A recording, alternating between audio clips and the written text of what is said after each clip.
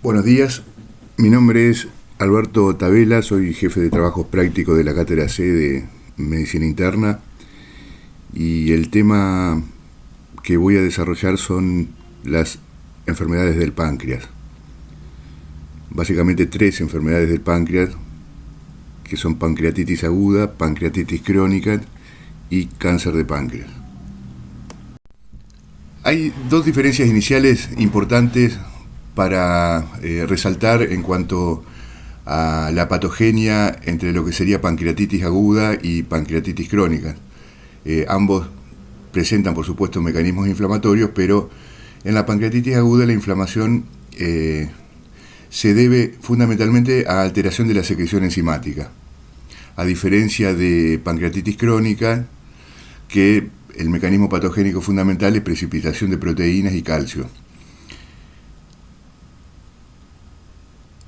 Con respecto a la recuperación funcional, la pancreatitis crónica es un trastorno irreversible y la pancreatitis aguda suele recuperarse, por lo menos en la mayoría de los casos, en un 100% de funcionalidad, ¿no? Con respecto al cáncer de páncreas, no es un cáncer frecuente, pero sí muy agresivo y en la mayoría de los casos con un mal pronóstico. El 90% son adenocarcinoma de páncreas, que es básicamente al trastorno que nos vamos a referir más adelante. Cuando hablamos de pancreatitis aguda, lo primero que tenemos que recordar es que el páncreas es un órgano retroperitoneal, de manera que cuando la inflamación se produce y produce dolor, ese dolor va a tener algunas características particulares justamente por ser retroperitoneal. Y otra cosa que tenemos que recordar es que la glándula pancreática no tiene una cápsula que la separa del resto de los tejidos, de manera que esa inflamación aguda del páncreas se puede extender a tejidos peripancreáticos e incluso esa inflamación puede dar manifestaciones sistémicas, como por ejemplo un síndrome de respuesta inflamatoria sistémica o hasta un shock. Entonces son cosas que debemos tener en cuenta cuando hablemos de la clínica de la pancreatitis aguda. Se define como una inflamación aguda de la glándula pancreática acompañado de una respuesta inflamatoria sistémica, que esto pueden ser cuadros leves, cuadros moderados, cuadros graves. Y en estos casos graves, el paciente puede llegar a tener un cuadro de shock que incluso hasta le puede llegar a producir la muerte, ¿no? Entonces vamos a ver que los pacientes que tienen pancreatitis aguda, en casos leves, todos van a requerir un ingreso, una internación. Esta patología nunca se maneja en forma ambulatoria, pero bueno, en casos leves podemos internarlo en una sala de cuidados generales, en el piso, y otros casos directamente ingresan a unidad de cuidados críticos, ¿no? A terapia intensiva. El mecanismo es, como habíamos dicho anteriormente, ¿no? Que se desencadena una inflamación por alteración en la secreción enzimática, lo cual produce básicamente una secreción hacia adentro, con lo que se origina una verdadera autodigestión de la glándula pancreática. Se clasifica fundamentalmente en dos formas. Una es intersticial edematosa, que corresponde al 80% de los casos de pancreatitis aguda. Es la más leve de los casos, mucho más grave, por suerte menos frecuente, es la forma necrohemorrágica. Entonces la manera inicial de clasificar a la pancreatitis aguda sería intersticial edematosa y por otro lado la forma necrohemorrágica. Un paciente igual con una pancreatitis aguda intersticial edematosa puede evolucionar a la forma necrohemorrágica, ¿no? Con respecto a la etiología de la pancreatitis aguda, las dos causas más frecuentes son la litiasis biliar, que es la más frecuente, un 30 a 60% de los casos, y la segunda es el alcoholismo, que corresponde al 15-30% de los casos. Con respecto a la litiasis biliar, es más frecuente cuando la vesícula biliar tiene múltiples litos, múltiples litiasis, y en general pequeños, ¿no? Menores de 5 milímetros, que son los que van a migrar y obstruir la vía biliar. Y en definitiva los conductos pancreáticos.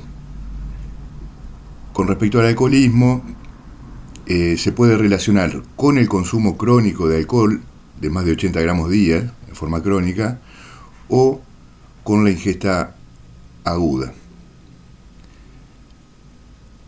Tercer caso es que es un efecto temido, es cuando a un paciente uno le hace una CEPRE, una colangiopancreatografía retrógrada endoscópica, y bueno, por una alteración de presión aparece esta inflamación aguda del páncreas. Otra etiología es la hipertrigliceridemia, fundamentalmente cuando los triglicéridos son mayor de 1000 miligramos decilitro, que es una cifra bastante importante.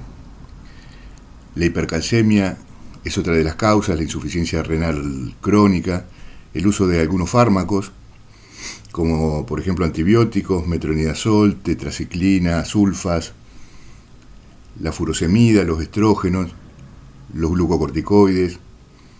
Ahora un grupo de drogas que se están usando mucho tanto para el tratamiento de diabetes como para el tratamiento de la obesidad, que son los agonistas de GLP-1, puntualmente liraglutide como semaglutide, se asocian a este efecto adverso de pancreatitis. Por eso cuando administramos a los pacientes este tipo de medicamentos, le damos como pauta de alarma que si llegan a tener dolor abdominal, náuseas, vómitos, tienen que consultar y avisar de que están aplicándose estas drogas, porque no es un efecto adverso tan infrecuente.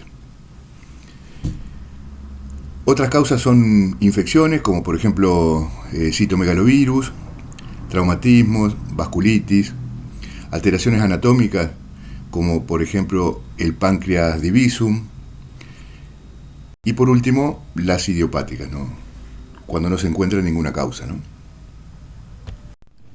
Dentro de lo que es el cuadro clínico, el síntoma que domina todo es el dolor, porque es un dolor muy intenso, es un abdomen agudo. El paciente lo refiere a nivel de región umbilical o epigástrico, típicamente con irradiación en hemicinturón izquierdo al dorso. Dijimos que el páncreas era un órgano retroperitoneal, por eso en general ese dolor, cuando uno revisa al paciente, no le llama la atención signos, o sea, lo que sí nos llama la atención es que tienes un dolor muy intenso, pero sin peritonismo, ¿no? No tiene defensa ni reacción peritoneal, que eso también nos hace sospechar de que es un dolor de origen pancreático. Y por otro lado, también es importante que ese dolor se atenúa cuando el paciente se inclina hacia adelante. Eso aleja un poquito a la glándula pancreática del plexo solar y es lo que hace que disminuzca el dolor. Se acompaña frecuentemente con náuseas, con vómitos, muchas veces con necesidad de tener que ponerle una sonda nasogástrica al paciente por la distensión abdominal y por los vómitos. La distensión abdominal es secundario a un hilio, que por otro lado se debe a la inflamación, y no en todos los casos, pero el paciente puede cursar con un cuadro febril. Con respecto al examen físico en un paciente con una pancreatitis aguda, nos va a llamar la atención a la inspección la distensión abdominal, producida por el hilio intestinal, luego el dolor, que a la palpación suele aumentar, pero recordemos eso de que es muy característico que el paciente no tiene signos de peritonismo, no tiene defensa y no tiene reacción peritoneal. Los ruidos ciroaéreos son negativos, puede tener equimosis, sobre todo en zona de los flancos, no es un signo frecuente de ver, puede tener síndrome febril, taquicardia, hipotensión arterial que incluso puede llegar a un shock, taquipnea como componente de un síndrome de distrés respiratorio, un síndrome coledociano, si la causa fuese obstructiva, ¿no? Un lito que emigró y tapó los conductos, puede tener ictericia, coluria, colia, prurito. Y por último, un derrame pleural, frecuentemente unilateral y del lado izquierdo, ¿no? Que si lo estudiamos va a tener características de un derrame pleural exudado. Con respecto a los estudios de laboratorio, tenemos un laboratorio general y ante la sospecha podemos pedir enzimas. Recordemos que es un paciente que al ingreso tenemos un diagnóstico de abdomen agudo. Como todo de abdomen agudo necesitamos un laboratorio, un general recuento de glóbulos blancos. Son pacientes que suelen cursar con leucocitosis entre 15.000 y 25.000 leucocitos por milímetro cúbico. Suelen tener aumentado el hematocrito, en general mayor a 44%, que es por hemoconcentración. Pueden tener compromiso renal con aumento de compuestos nitrogenados, puntualmente urea y creatinina. Si es una forma necrohemorrágica, en las áreas de necrosis se puede precipitar calcio y los pacientes presentan hipocalcemia al ingreso. Del hepatograma podemos ver un patrón de colestasis, si la causa es litiasis biliar. Básicamente el patrón de colestasis del hepatograma es el aumento de FAL, de fosfatasa alcalina, y de bilirrubina a predominio directa. Puede tener, sobre todo en etiología biliar, un aumento de TGP, también de TGO, sobre todo cuando se relaciona más con alcoholismo. Puede aumentar la LDH, puede haber alteraciones de la glucemia, o sea, hiperglucemia por alteración de la función endocrina del páncreas. Puede haber hipoalbuminemia. Es conveniente hacerle un medio interno, ver la presión de oxígeno que puede estar disminuida, el bicarbonato, el pH que también puede estar disminuido. Así que bueno, hay todo un laboratorio general, no es específico, nos puede orientar un poco a la etiología y le tendríamos que solicitar a todo paciente con sospecha de pancreatitis aguda un dosaje de enzimas, ¿no? Tenemos dos, amilasa y lipasa. La que más usamos es amilasa, que no es específico de patología pancreática. Puede elevarse en otras circunstancias como cetoacidosis diabética o colecistitis o una úlcera péptica perforada, patología de las glándulas salivales, un aneurisma de aorta, el uso de opiáceos también lo puede elevar, un embarazo ectópico, tumores como pulmón y esófago. De manera que una amilasa elevada no es sinónimo de pancreatitis aguda, pero bueno, en el contexto del cuadro clínico es muy importante para el diagnóstico. No se correlaciona con gravedad, o sea, no nos sirve para pronóstico, sí para el diagnóstico, ¿no? Típicamente en pancreatitis aguda la amilasa está elevada 3 veces o más por encima del valor normal. Y persiste esa elevación durante las primeras 48 horas, tras lo cual después empieza a descender. Tenemos que tener en cuenta también que dos causas frecuentes de pancreatitis, como es el alcohol y la hipertrigliceridemia, pueden cursar sin aumento de la amilasa. Bueno, la otra enzima es lipasa, es más sensible y específica que la amilasa, pero es más complejo, el dosaje más costoso, de manera que van a ver que la mayoría de los pacientes tienen el dosaje de amilasa y no de lipasa pancreática. Bueno, entonces es un paciente que hasta ahora ya clínicamente lo evaluamos, lo interrogamos, lo revisamos, le pedimos un laboratorio general, le solicitamos enzimas y vamos a continuar la evaluación con imágenes, ¿no? Básicamente hay una solicitud de estudios que es de rutina, como por ejemplo un paciente con un abdomen agudo que no tenemos claro en una etiología, pedirle una ecografía abdominal. Este va a ser el estudio más importante en este contexto, donde el ecografista nos va a informar sobre la presencia de un páncreas aumentado de tamaño, con características ecográficas de heterogenicidad. Nos va a informar sobre el estado de la vía biliar. Dijimos que una de las causas más frecuentes era la litiasis biliar, o sea que la presencia de litiasis o de una vía biliar dilatada nos va a ayudar al diagnóstico de pancreatitis.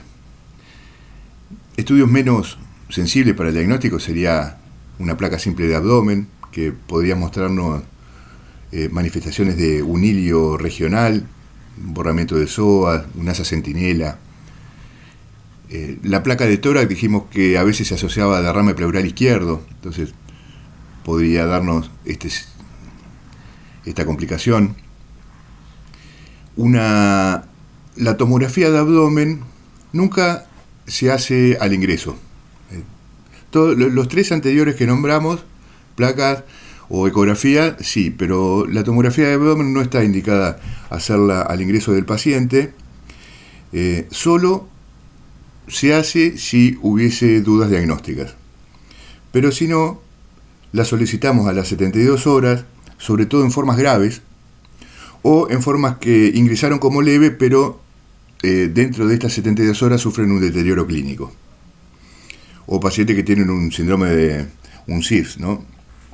Luego de 48 horas de inicio del cuadro, pues serían todas indicaciones de hacerle una tomografía de abdomen. En realidad se pide TAC de abdomen dinámica para páncreas, que es se modifica el momento y la forma de inyectarle el contraste endovenoso. Siempre tiene que ser con contraste la tomografía, si no, no nos va a aportar los datos que queremos evaluar. Y bueno, y nos va a dar en forma mucho más definida que la ecografía la anatomía de la glándula, incluso la presencia de áreas de necrosis o de complicaciones como pseudoquiste. Nos va a aportar mucho más información. No son de rutina la resonancia de abdomen, pero bueno, es un estudio que en algunos casos puede estar indicado solicitarlo, y lo mismo la colangioresonancia, fundamentalmente cuando hay litiasis en la vía biliar o incluso dilatación de la vía biliar, que la ecografía no puede ver la causa, no puede ver, por ejemplo, la presencia de algún lito que esté obstruyendo. Con respecto al pronóstico del paciente con pancreatitis aguda, hay muchas escalas de puntuación de gravedad, pero en líneas generales los factores pronósticos tienen que ver con la edad. Es de mal pronóstico cuando el paciente es mayor de 65 años, con la presencia de obesidad, índice de masa corporal mayor de 30, cuando el ingreso tiene hemoconcentración, que lo evaluamos por el aumento de hematocrito, mayor a 44%, o un aumento muy marcado de PCR, o que tenga más de 3 puntos en la escala de Glasgow, o más de 8 puntos en la escala de Apache, que en la próxima diapositiva lo vamos a ver. Fallo multiorgánico, por ejemplo, que tenga un síndrome de distrés respiratorio, que tenga insuficiencia renal, que tenga deterioro del sensorio, y por último la presencia de derrame pleural.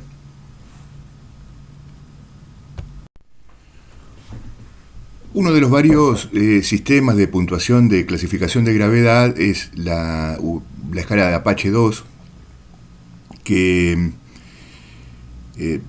básicamente decimos que el paciente, cuando suma más de 8 puntos, tiene un pronóstico, un peor pronóstico en la evolución de su enfermedad. Se hace Esta se hace a las 24 horas del ingreso al hospital y lógicamente a mayor score o mayor puntaje, mayor puntuación, el pronóstico es peor. Toma en cuenta la temperatura rectal, la presión arterial media, la frecuencia cardíaca, respiratoria, la oxigenación, el pH, el sodio, potasio, creatinina, hematocrito, el número de glóbulos blancos, y en base a todo eso se hace la escala de puntuación. Otro de los sistemas de puntuación es el SOFA, que básicamente el Apache 2 se utiliza cuando el paciente requiere ingreso a terapia intensiva. Cuando el paciente no lo requiere, ingresa a la sala general de internaciones,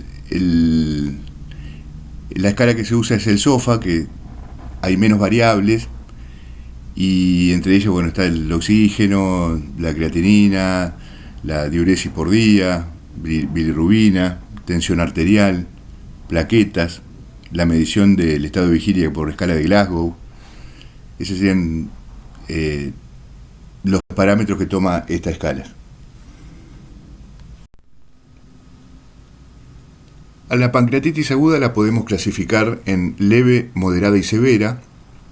Las formas leves son las que no tienen afección sistémica ni fallo de órgano, no tienen complicaciones locales, y en la puntuación de Apache 2 hay menos de 8. Las formas moderadas es cuando hay un fallo de órgano, como por ejemplo insuficiencia renal, pero que resuelve dentro de las 48 horas, tiene complicaciones locales o sistémicas, pero sin fallo de órgano. Y la severa es cuando tiene un fallo de órgano persistente, mayor de 48 horas, cuando el paciente presenta complicaciones locales como pseudoquistes o necrosis, o complicaciones sistémicas, o cuando la escala de puntuación en Apache 2 es mayor a 8. Los diagnósticos diferenciales de la pancreatitis aguda son diagnósticos diferenciales de abdomen agudo. Recuerden que el cuadro básicamente estaba comandado por el dolor. Entonces, tanto patología digestiva como extradigestiva o incluso extraabdominal entrarían dentro de lo que son diagnósticos diferenciales. Una úlcera péptica perforada, trombosis mesentérica, aneurisma de aorta abdominal, complicándose, como un disecante, por ejemplo, colecistitis aguda, alguna obstrucción intestinal, que también da el cuadro de dolor abdominal, vómitos, distensión abdominal, cetoacidosis diabética, que también ocasiona muchas veces intenso dolor abdominal, un infarto agudo de miocardio, sobre todo cara inferior, que es la que se puede manifestar como un dolor epigástrico, una neumonía de base o incluso cólico renal.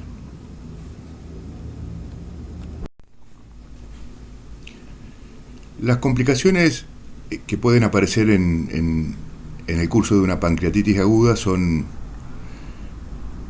insuficiencia renal aguda o un síndrome de distrés respiratorio, o incluso por un shock persistente puede haber fallo multiorgánico, o como parte también de una respuesta inflamatoria sistémica.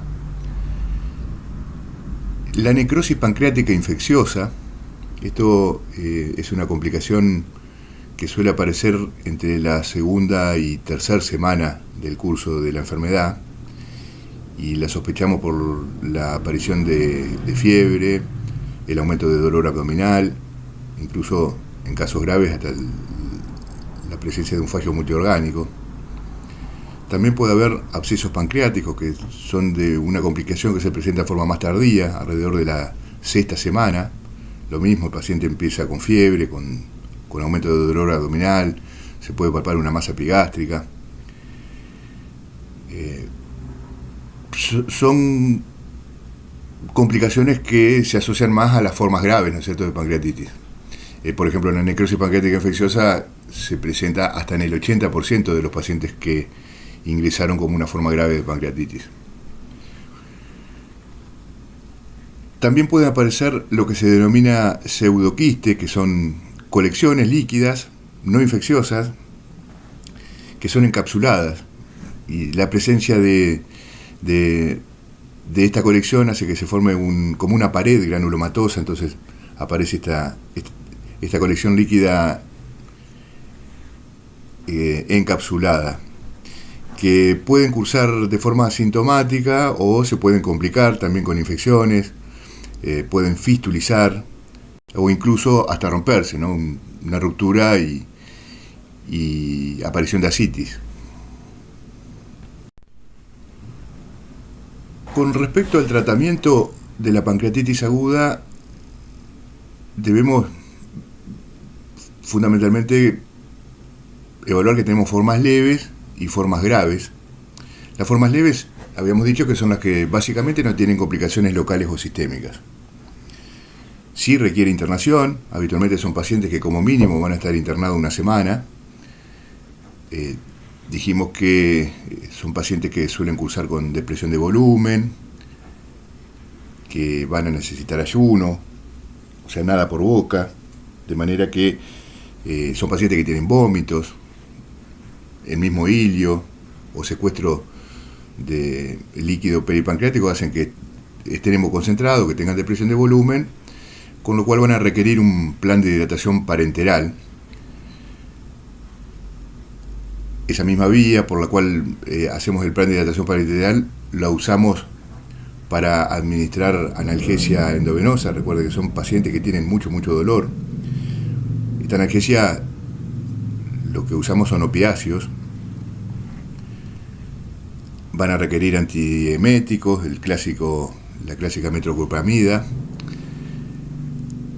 Y en caso de que él tenga vómitos persistentes o incluso hilio, muchas veces es necesario la colocación de una sonda nasogástrica, no de rutina, pero en algunos pacientes sí. Es muy importante el ayuno, y básicamente empezamos con la ingesta por boca cuando el paciente ya no tiene dolor, y esto aparece en general tercer, cuarto día del ingreso al hospital. En las formas graves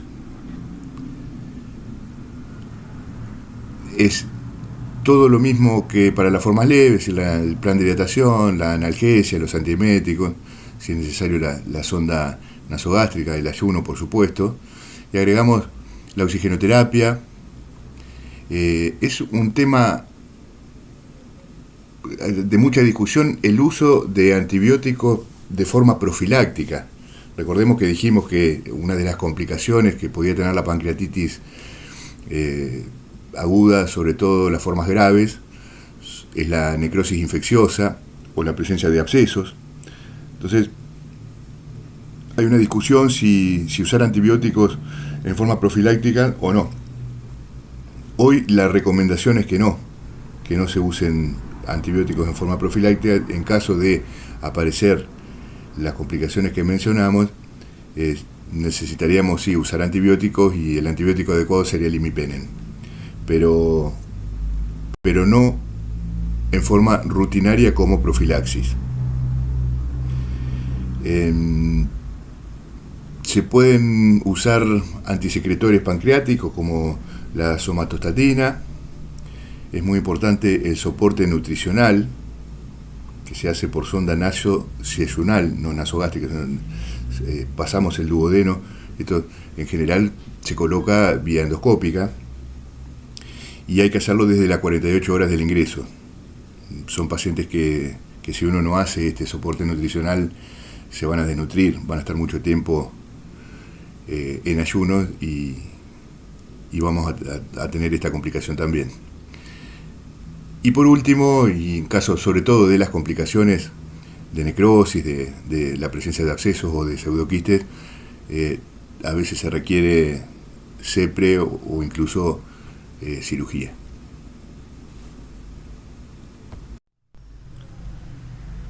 Otra de las patologías que mencionamos al inicio de la charla es la pancreatitis crónica, que se caracteriza por fibrosis progresiva que ocasiona pérdida de tejido exócrino y endocrino con dilatación irregular de los conductos pancreáticos. Hay que tener en cuenta que esta enfermedad es una enfermedad que avanza y básicamente puede cursar con episodios reiterados de pancreatitis aguda. Es un trastorno, como lo dice la palabra, es un trastorno crónico que, compromete tanto la función exócrina del páncreas, con lo cual el paciente va a tener un síndrome de mala absorción, y la función endocrina del páncreas con, por ejemplo, mayor riesgo de diabetes. Existen dos categorías principales de pancreatitis crónica. Una de ellas, que lejos es la más frecuente, es la forma calcificante, que se caracteriza por distribución irregular dentro de la glándula pancreática, con distintos grados de obstrucción de los conductos pancreáticos primarios y secundarios. Se cree que el factor iniciador son precipitación de proteínas fibrilares que forman verdaderos tapones proteicos a nivel de los conductos y que luego se calcifican. La segunda forma, mucho más rara, es la pancreatitis crónica obstructiva, que es consecuencia de la obstrucción del conducto pancreático principal. Se produce una dilatación uniforme de todo el sistema ductal y rara vez se acompaña de tapones proteicos y de calcificaciones. Como se mencionaba en la diapositiva anterior, entonces la pancreatitis crónica, lejos la forma más frecuente es la calcificante, y dentro de las varias etiologías, la más frecuente es el consumo crónico de alcohol. Esto corresponde aproximadamente al 80% de los casos de pancreatitis crónica. Con respecto a la clínica, tenemos, recuerden, pérdida de función exócrina y endocrina del páncreas. Entonces, el síntoma principal es el dolor, pero por la pérdida de función exócrina los pacientes suelen cursar con un síndrome de mala absorción, con pérdida de peso, y por pérdida de islotes de Langerhans suelen tener diabetes. El dolor está presente en la mayoría de los casos. Solo un 10% de los pacientes con pancreatitis crónica no tienen dolor, y se caracterizan básicamente por dolor epigástrico o subcostal, tanto derecho como izquierdo, que típicamente aumenta con la ingesta de alimentos y aumenta sobre todo el día después de una ingesta aguda de alcohol. La diarrea es por el síndrome de mala absorción, tiene características de ser esteatorreica, ese es esteatorreica, ¿no? La pérdida de peso es multifactorial. El dolor hace que el paciente no coma, ya que los alimentos producen un aumento de la intensidad del dolor.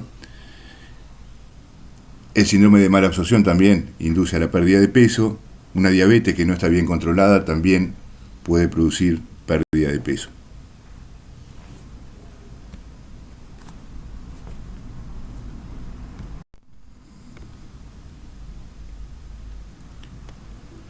El laboratorio en pancreatitis crónica es inespecífico. Los pacientes suelen cursar con amilasa y lipasa normal. Puede tener diabetes, o sea,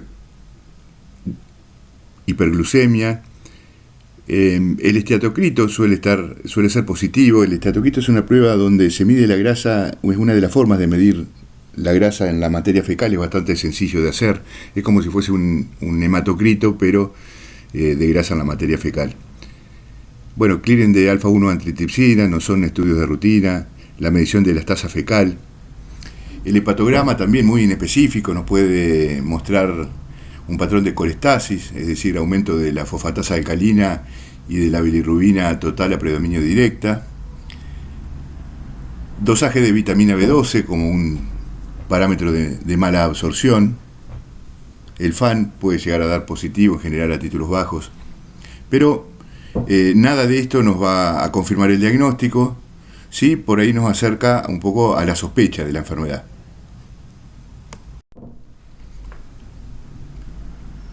Con respecto a lo que buscamos con los distintos métodos de imágenes, son las presencias de calcificaciones a nivel de la glándula, alteraciones ductales, como dilatación, estenosis o la presencia de cálculos, y alteraciones parenquimatosas, por ejemplo el aumento de tamaño del páncreas o, por el contrario, atrofia, pseudoquistes, irregularidad de los bordes pancreáticos.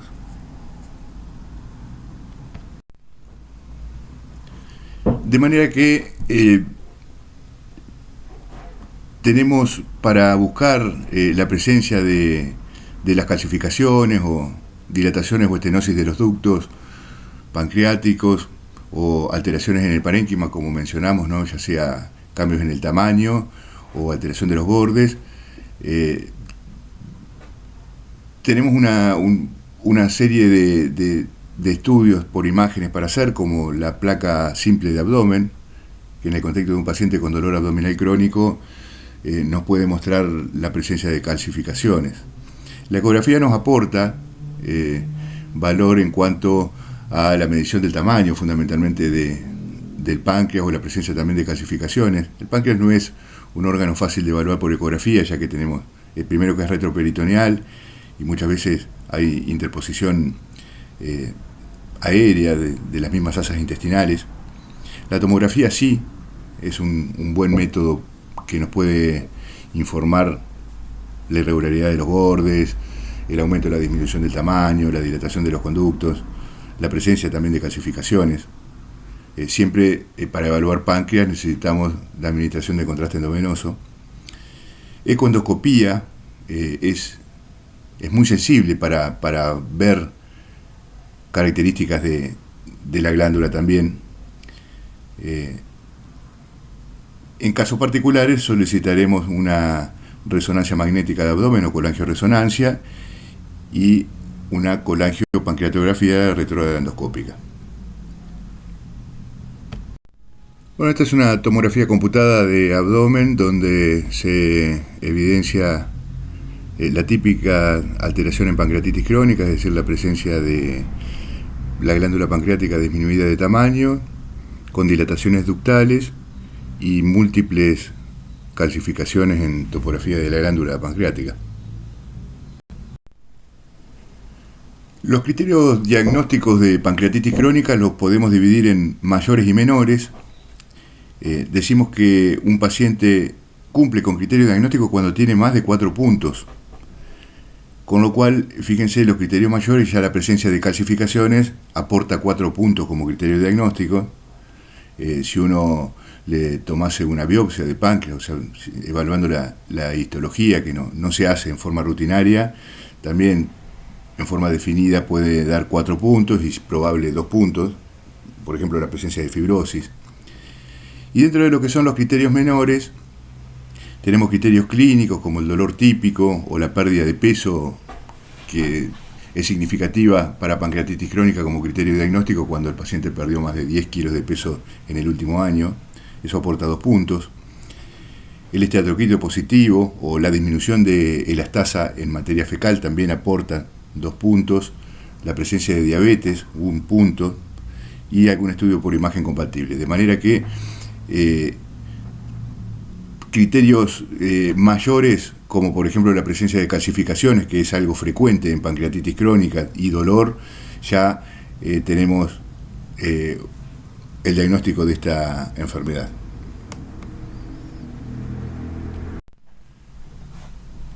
La pancreatitis crónica puede cursar con varias complicaciones, como por ejemplo la presencia de pseudoquistes, que son colecciones líquidas encapsuladas. Básicamente la cápsula carece de revestimiento epitelial, está formada por una capa de tejido inflamatorio crónico y fibrosis. Son estructuras que, de acuerdo al tamaño, incluso hasta se pueden romper y producir complicaciones como ascitis. En general, los que sufren algún tipo de ruptura son pseudoquistes que tienen más de 5 centímetros, y esto conviene de alguna manera tratar de solucionarlo. Rara vez se llega a una cirugía, no es sencillo una cirugía de páncreas, pero sí se puede hacer drenaje percutáneo, por ejemplo, guiado por tomografía. Bueno, por pérdida de los islotes de Langerhans, como ya dijimos anteriormente, el paciente puede tener diabetes, falta de células beta fundamentalmente, que son las encargadas de secreción de insulina. Puede tener complicaciones infecciosas como abscesos o complicaciones compresivas como colestasis, por déficit de páncreas exócrino, un síndrome de mala absorción, puede asociarse a úlcera péptica, incluso hay mayor incidencia de cáncer de páncreas en pacientes que tienen pancreatitis crónica, y por ruptura de algún conducto pancreático los pacientes pueden tener ascitis, que se denomina así, se denomina ascitis pancreática, o la presencia de derrame pleural. El tratamiento de la pancreatitis crónica se basa en una dieta hipograsa. El manejo del dolor, que muchas veces es complicado, se puede intentar con antiinflamatorios no esteroideos, con AINES, y si no, bueno, ya directamente pasar al uso de opiáceos. Se han probado con eficacia dispar el uso de análogos de la somatostatina, como el lotiótido, medicamentos que tienden a disminuir la secreción pancreática, y eso en algunos pacientes les disminuye el dolor. Inhibidores de bomba de protones, como ya sea por el uso crónico de los AINE, como también para impedir que el pH ácido que sale del estómago, de los jugos gástricos, anulen la función de las enzimas pancreáticas. Se utilizan suplementos de enzimas pancreáticas que son a base fundamentalmente de lipasa, que se usan durante la comida. Mientras el paciente come, se administran comprimidos de estas enzimas pancreáticas, y muchas veces se necesita recurrir ya a procedimientos invasivos como colocación de stent en un ducto que está estenosado, o la cirugía.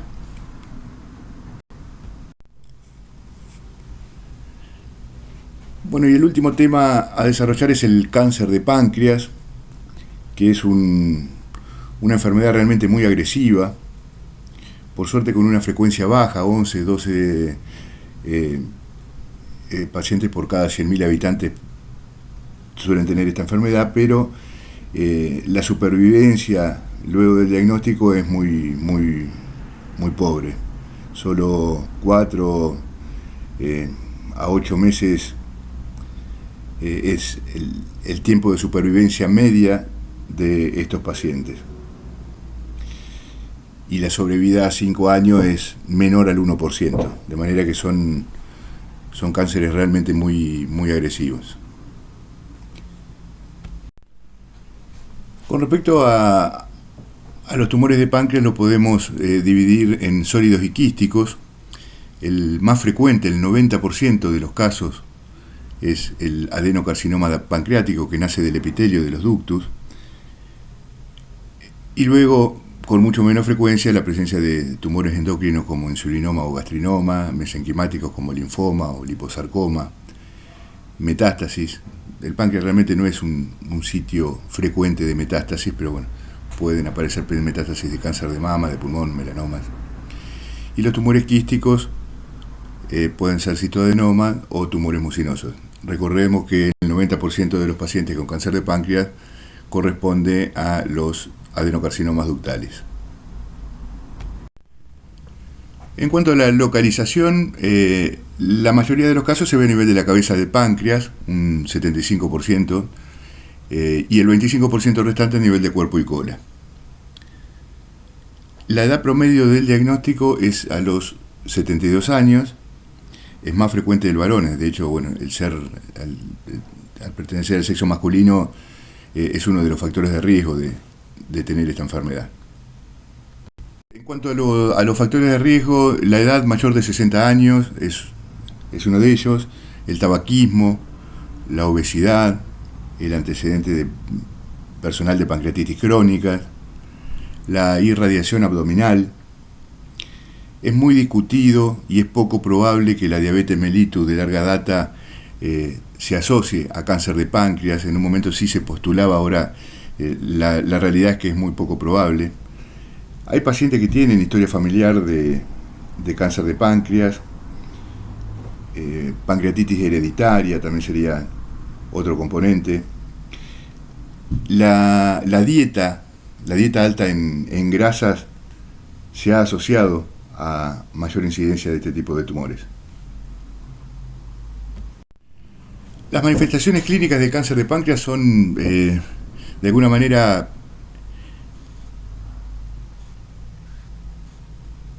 inespecíficas. El 90% de los pacientes tiene dolor abdominal con características de dolor pancreático, ¿no? que aumenta en posición supina, disminuye inclinado hacia adelante. Suele ser un dolor intenso que lo despierta por la noche, de difícil tratamiento. Se acompaña de anorexia, de pérdida de peso. Es frecuente la asociación con distintos grados de dispepsia, diarrea. Depende de la localización. Si el cáncer es en cabeza de páncreas, que habíamos dicho que es la forma más frecuente, la localización más frecuente, el paciente puede tener síndrome coredociano por obstrucción de los conductos, básicamente ictericia, coluria, acolia, prurito. Por invasión puede afectar la vena porta, ocasionar trombosis venosa, trombosis migratriz. Fíjense que son todos síntomas bastante inespecíficos de la enfermedad. El laboratorio también es inespecífico. Los pacientes pueden tener anemia, también puede ser multifactorial, anemia de enfermedad crónica o por distintas formas de carencial. Suelen cursar con hiperglucemias. Hay un aumento leve de amilasa, también de lipasa pancreática. Si el tumor es de cabeza de páncreas y está obstruyendo, puede ocasionar colestasis, entonces se va a manifestar en el laboratorio como aumento de fosfatasa alcalina y de bilirrubina total a predominio directa. Y el marcador que sirve como pronóstico y seguimiento, el marcador tumoral de cáncer de páncreas, es el K19.9. Tampoco es específico de cáncer de páncreas. Por ejemplo, el cáncer de colon también suele cursar con aumento de K19.9. Con respecto a la metodología de estudios, para evaluar un dolor abdominal, prácticamente es rutina comenzar con una ecografía abdominal, pero mucho más sensible y que nos va a aportar muchos más datos de la tomografía computada, donde además del compromiso local de la masa o tumor pancreático, nos informa sobre la extensión local de la enfermedad, también la presencia de metástasis, si el paciente tiene o no ascitis, el compromiso vascular, dijimos que se asociaba a trombosis. Entonces el gold estándar de diagnóstico es la tomografía computada. Se puede hacer una ecoendoscopía en casos particulares, también una CEPRE, sobre todo en casos obstructivos, colangioresonancia. Y por último, el PET es muy sensible para diagnóstico del tumor y para la presencia de metástasis. Esta es una imagen de una tomografía computada de abdomen donde se evidencia el tumor pancreático, la típica localización del adenocarcinoma, ¿no? La localización cefálica.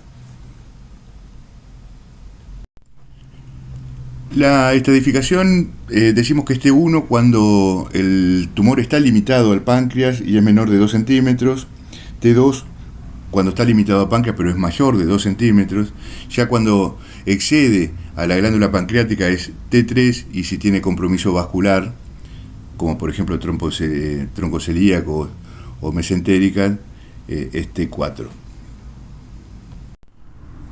Bueno, recordemos que estos cánceres son de muy mal pronóstico, con una muy baja sobrevida. de manera que el tratamiento en general es paliativo.